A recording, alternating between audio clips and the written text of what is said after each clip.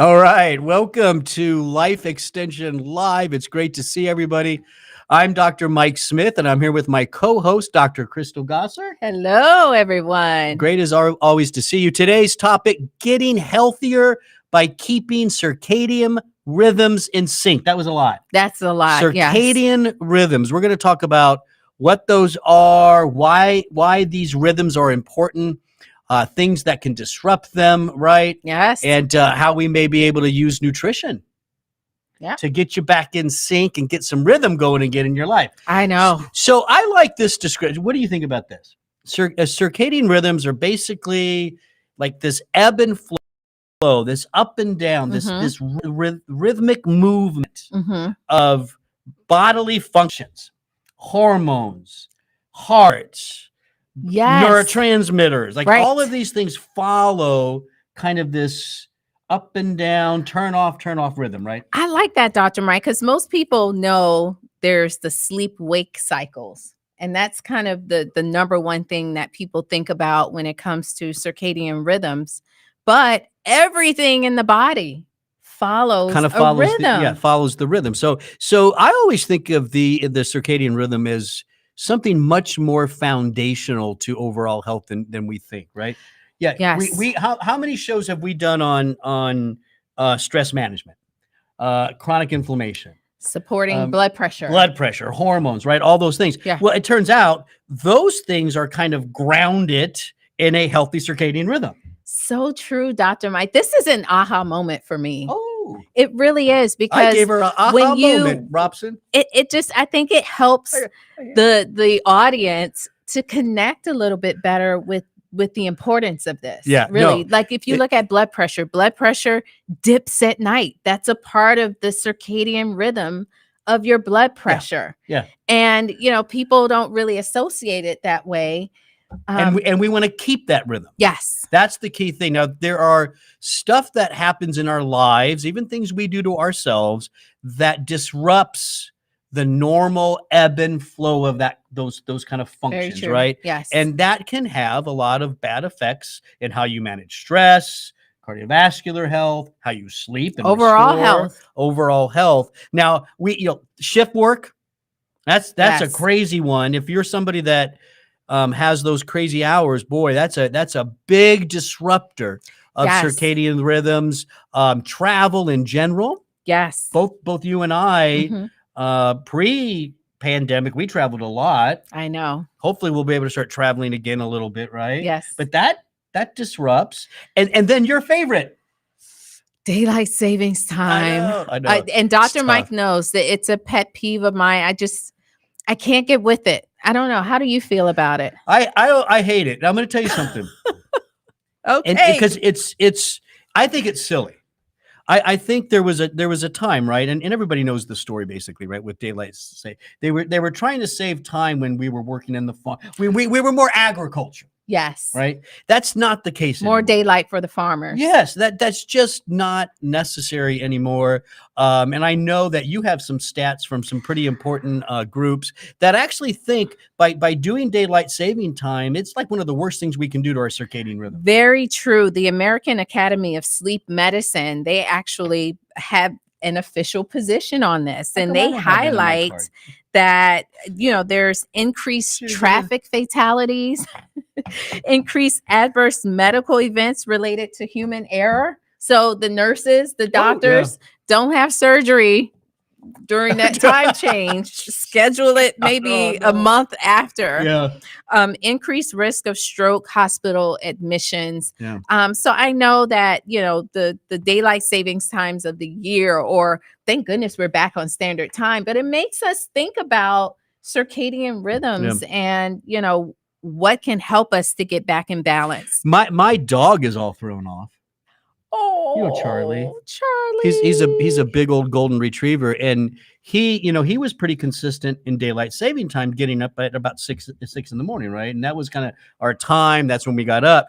Well, he doesn't know the clocks went back. 6 is early. I know we get up early. He gets up early. Dogs get up early. Anybody that has a dog knows what I'm talking about right now, right? They don't know we're changing time. Right. Right. And so he's getting up even earlier now. And so it's tough. So you're not getting an extra hour. I didn't get anything. I'm getting up early with a big dog. Oh, but I love him anyway. Charlie's so it's okay. cute. Oh, he is. It's worth it. It's worth it. I'll have to Robson remind me to get some pictures of Charlie. Please. Yeah. All right. So let's get back to we'll get off our little soapbox. Yes. So circadian rhythms. I think everybody knows our position on daylight saving time. By the way, we're in the studio now. We have Robson over there running everything, and Hannah. I shouldn't say everything. Hannah's doing some work too. Hi, Hannah. No, that's without them, none of this would happen. That's right. Yeah. So thank you guys. All right. So let's talk about okay. So circadian rhythms, ebb and flow of a lot of functions that are important. You even wrote down here digestion, energy, immune, strong muscles, and it goes on and on. Yes, and on. yes, right? Yes. Your rhythm, and we'll get to this, Dr. Mike. I don't want to jump too far ahead, but it's the instructions for your cells to tell those cells, right? Yes, what to do. Yeah. So describe then, Dr. Crystal, for us. You had mentioned clocks before. Yes. Tell us what you mean by that, clocks in the body. Yes, you have the central clock in your brain that receives the light, because circadian rhythm is all about, the body needs to be in sync with the world around us, with our environment. So it all starts with the light coming into the eyes, and it's controlling the central clock, and it tells us when it's time to, or tells the body when it's time to produce melatonin to help us sleep at night. And when it's time for melatonin production to decrease. That's that central clock. It's in the brain. Yeah. And then it communicates to our peripheral clocks. And those clocks are all throughout the body in your cells. And it's really their genes. Yeah.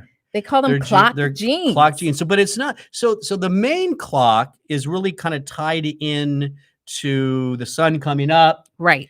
There's a change in hormones, right? Because I gotta get up now. I gotta get ready for my day. Mm-hmm. But then you have these clocks throughout the body that the main clock starts saying, okay, we're getting going now. Yes. You need to start doing this. You need to start doing that. Yes. You got to get pressure up. A good way to think of it is kind of like cogs. So you have that main cog that's getting the signal from the light. Yeah. And once that cog starts spinning, then it starts trickling down. Oh, I didn't know what you were talking about. I thought you said frogs.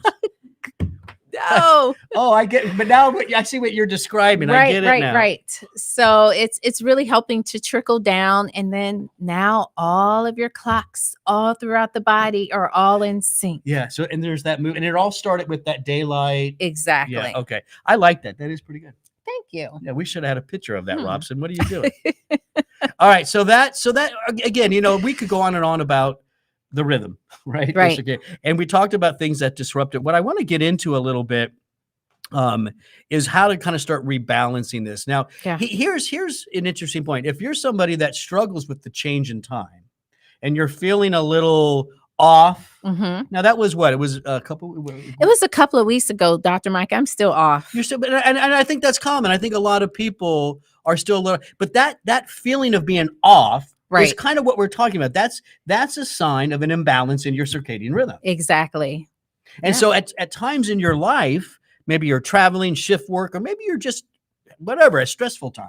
Yeah. If you're feeling that same feeling, your circadian balance is not there. But let me tell you another sign.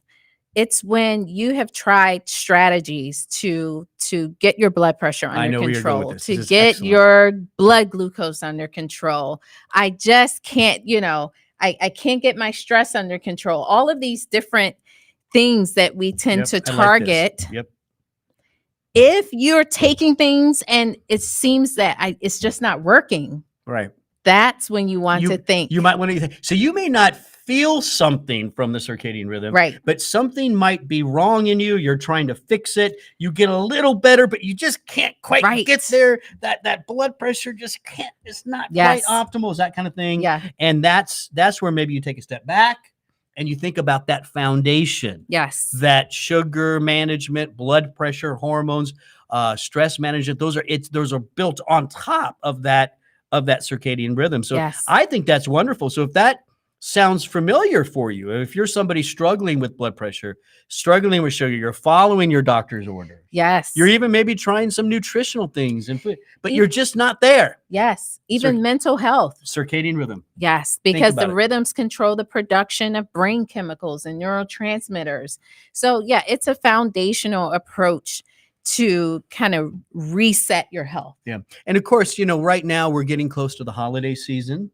Yes. Which is really good. And so that is, it's fun, but then you know what? I have some things planned, and when I start thinking about it, I do get a little stressed. So it's good, but it's stressful. Right. I think that affects the circadian rhythm as well. Oh, absolutely. Because when you start looking at the production of cortisol during the day and melatonin at night, and kind of the relationship that they have, kind of opposite, where the cortisol blocks the melatonin production and vice versa. Now you're starting to look into or see the connection with stress and the stress response. I'm a little stressed out about my turkey. Oh, Dr. Mike, I've heard your plan. You're going to be okay. I've never tried this before. So I'm actually, for those I don't know. I'm going to wet brine my turkey this year. You guys know what that is, Robson? Put it in a bag for a day. But then I got this other brine I'm doing. I don't, it's just, I'm a little, I don't know. Try it with a small turkey. It's too much work. No, try it with the turkey breast. I'm doing this once. You can, look, you all, please, in the chat, help Dr. Mike understand that you don't try new recipes for the first time. Now you're making me more stressed. People. You're not helping right now. No, you'll be fine. Dr. But the point is I should think about my circadian balance right now. Yes. Yeah. And so let's get into so if somebody's listening to this, they may feel like they're out of balance a little bit. And let's be quite honest, if you're an aging adult in this country, given the environment we live in, the stress of family, work, whatever, holidays, you're probably off a little. Right. Yeah, I know, right? You're probably it's the way of the world. Yeah, I mean, you know why you're probably off? Because of all the blue light. That's a whole coming in thing. From your phone. Whole nother thing. I mean, some people are watching this show, having blue light, right into their brain. Don't stop watching. we can Whatever help. You do, don't do that. There's a filter, right? There's that, right. Put that filter on, right? Yeah. So let's get into how we can maybe help out here. Well, I always talk about strategy number 1, take it back to nature. Go camping. Now I got to tell you, Robson's really excited right now. So Robson is an avid camper now, right? Now that you got that RV, he bought an RV. I think he's going to retire pretty soon in that thing. You can see some pictures of all his trips he's made. You really have only had this for about a year or so, right? Yeah. And so you're going camping for Thanksgiving. Yeah. So anyways, go camp and get outside. I like that. The camping, it aligns you. It sort of centers you and aligns you and grounds you with the world around you. Yeah. You can wake up at dawn. It's nice when the light comes in. Now, not glamping. I wanted to make sure. No. Camping. Glamping is camping. No, you need only natural light. That's my suggestion. Camping where your light's coming in from the sky. When the sun goes down, no more light, maybe fireside, and then you go to bed. That. I do like that. Did you see how happy Robson looked in those pictures? I know. I noticed most of them were of him too. He has a whole family. He's happy all the time. He has a whole family. I think we saw one other person. I think it was all his wife. Saw the dog. That's great. Yeah. So go camping. I think that is actually a really good idea. Or just being outside more. Get that morning walk. Yes. Open your curtains. Yeah. You see it on TV. Let that light hit you in the face. Yeah. Open those curtains. Go outside. Get the sunshine first thing in the morning. And if you can't do that, turn on the lights bright. That's one thing. It drives me nuts. But my husband, he's turns on every light in the house. Yeah. And then I wake up and I'm just like flipping it off. So that's the environment you're in can make a big difference. Get that early morning light is actually really important. That when the light hits your eyes, That's the brain clock, the main clock that says cortisol up, melatonin down. Exactly. That's how you get up and get moving. Now let's talk about the hormone that pretty much runs the central clock. And that's one you've all heard of, and it's melatonin, but we need to talk about it a little bit. It's extremely important to circadian rhythms, not just a good night's sleep. Yes. Right?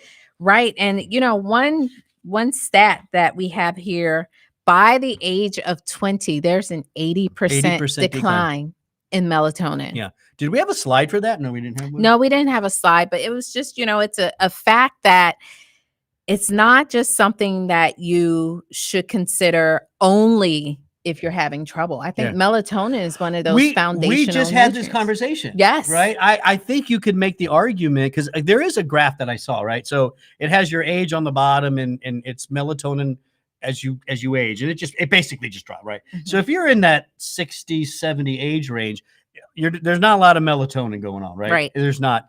But even if you are okay with that in terms of sleep, you could make the argument of taking a little bit of melatonin, maybe a milligram. Yeah. Maybe even half a milligram. And that could actually be beneficial for not just circadian rhythms, but hey, it's a great antioxidant for the brain. Immune support. Yeah. Bone health. I mean, it's a whole host of benefits using melatonin. So it's something you could even think about. Yeah. If sleep is not even an issue for you. I take, you take it daily? I don't. I take it. I've been taking melatonin every day. Yeah, I don't even know, years. Let me clarify that. I don't take it like separately, because my husband takes 10 milligrams. I take it in a sleep formula. 10 milligrams. Yes. So I take, so it's a small amount, but it's just enough to just kind of give me a little. Okay. 10 milligrams is a lot. Let's tell come on. Okay. Yes, that's true. Yeah. Right. Disclaimer. If you're talking about someone who just needs it for circadian rhythm balance, right. I think you're in the 1 to 1.5 milligrams. 1.5 is great. I always suggest to look for a sustained release formula, one that can kind of help to deliver that melatonin for a few hours, 6-7 hours. Yeah. And I do 3 milligrams, and that seems to be, but I do it for sleep too. So I'm doing a little bit more, but that's melatonin. It's basically, it's the fuel. It's the regulator. It's the conductor of the main clock. Yes. So you want more melatonin in your system basically as you get older. Yes. Now, there's one that you talk about a lot, ashwagandha. Don't we love ashwagandha? We've done shows on adaptogenic herbs, right? Yes, yeah. And those adaptogenic herbs are, they just bring the body into balance.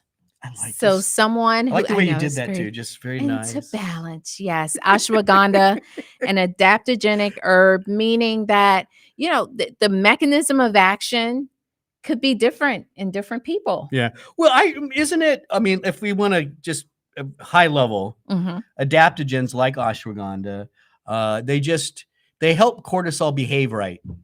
I like that. Yes. Right? Yeah. Cortisol can get a little wacky, and that's when you feel wacky. But the adaptogens kind of keep that down a little bit. That's right. Yeah. So, and there's other ones. There's other but it seems to be ashwagandha has more of the research, right, for sleep. Well, for restorative sleep, meaning that and many people deal with this where they sleep in, I guess, in their minds. They probably had a good night's rest. Like they don't recall waking up throughout the night, but they wake up and they just still feel groggy. If you're waking up, don't you think this is fair to say that if you're waking up and now everybody's a little groggy at first, like you give yourself a few minutes, right? I mean, come on, right? But at some point, 5, 10, 20 minutes, you should be moving. Yes. And if you're not, and if you feel like you want to go right back to bed, even though you didn't wake up during the night, you're probably not getting restorative sleep. You're probably not going through all the stages of sleep. And that's where these adaptogenic herbs can help. Yes. And so we're seeing that ashwagandha, it's thought that, as you mentioned, that it just kind of manages cortisol, kind of keeps that cortisol down so that melatonin can do its job. Yeah. So that you can go through the sleep cycles. In research, ashwagandha improved the time, and they're actually four main parameters in research. And in one study with ashwagandha, it improved sleep onset latency. And what that means is it's the time it takes for you to go to bed from being fully awake. And so for a lot of people, that could be a long time. Yes. And, I think, a lot for me, it was like this too. I had the racy brain, like thinking about the day, thinking about tomorrow. Did I do this? And so the racy brain, and I think the adaptogens, like they're good for keeping that raciness down. They are, yes. And I can tell you firsthand, it works. It worked for me last night. So it also improved kind of that ratio of total sleep time to total time in bed. Again, it's about when you're in bed. Sleep efficiency. Are you actually sleeping? Yeah, they call that sleep efficiency. Exactly. Right? Yeah. And of course, it improves restorative sleep. That's how you feel when you wake up. Are you energized? Are you mentally alert? Are you rested? Are you in a good mood? Do you feel like you are able to take on the day? And that's something that we all want, right? Or even if you have a big day coming up, maybe even a lot to do, but you do it with a smile. Yes. That's where adaptogens can help. That's so true. You do it with a smile. And then overall, by the way, I saw ashwagandha tea. Oh, I've never seen that before. There is now I wonder what that tastes like. I don't know. Adaptogens are pretty bitter, but I don't think you're going to get enough from the tea though. Probably not. No, because the ashwagandha in the research is standardized ashwagandha. It has a lot more basically. Yes, it has a lot more of the beneficial active components from that ashwagandha is kind of pulled out, and you're guaranteed to get an exact amount. Yeah, of and I think in beneficial components in this tea, it was more like an herbal blend thing. Oh, okay. And so you don't even really know, but it did have ashwagandha on the front along with some other herbs. I thought that was interesting. Yeah. Now you could have the tea, but I still think you need the capsule. I have both. All right. Now the last one is probably a nutrient. I don't think people have heard of this one. Probably not. And that's Melatonin. It's an extract from citrus peel. Yeah. And that is specifically targeting those peripheral clocks, those clock genes. So it's helping the body to be in sync with the brain, which is then in sync with the world. Could we call Melatonin a nutrigenomic type nutrient where it's helping those genes regulate better, turn on and off better? Yes, Dr. Mike. Yeah. Why are you looking at me like I don't know some fancy words? That was actually one of my research interests, was nutrigenomics. Wow, I didn't know that. Yeah. Well, yes, and that's a new way of thinking about how the foods that we eat, the nutrients that we intake, how they can actually control genetic expression. That's cool. I like that. So, at the end of the day, we want balance. And we need it. And that balance needs to be from when you first get up, throughout the functions of the day, and your bodily functions throughout the day. Yes. And when you go to bed, right? There needs to be balance through that whole process. And things that can disrupt that are ultimately disrupting that rhythm, that circadian rhythm. So you really want to start thinking, especially during stressful times during life changes, holidays, really think about the circadian rhythms. And like you said, Dr. Crystal, if you're somebody who is being treated for something, sugar, blood pressure, whatever, and you just can't get to that right number, take a step back. Yes. And think circadian rhythm. Melatonin, ashwagandha, Melatonin, all of these things are good nutrients for a healthy circadian rhythm. By the way, don't we have an article? Yes, we do. How to Get Better Sleep, a Helpful Guide. There it is. Yes. It's lifeextension.com. You didn't give the URL. Lifeextension.com / URL. better sleep. They got to know where to go. /better sleep. Go check that out for much greater detail. Yes. Of everything we covered today. Dr. Crystal, thanks for joining me today. Thank you, Dr. Mike. And thanks everybody for watching. Don't forget, we go live every Wednesday at 3 p.m. We love it when you guys comment. Yes. We love it when you engage with us. Please like, and share, and get ready for next Wednesday when we go live again. I'm Dr. Mike. Thanks for watching.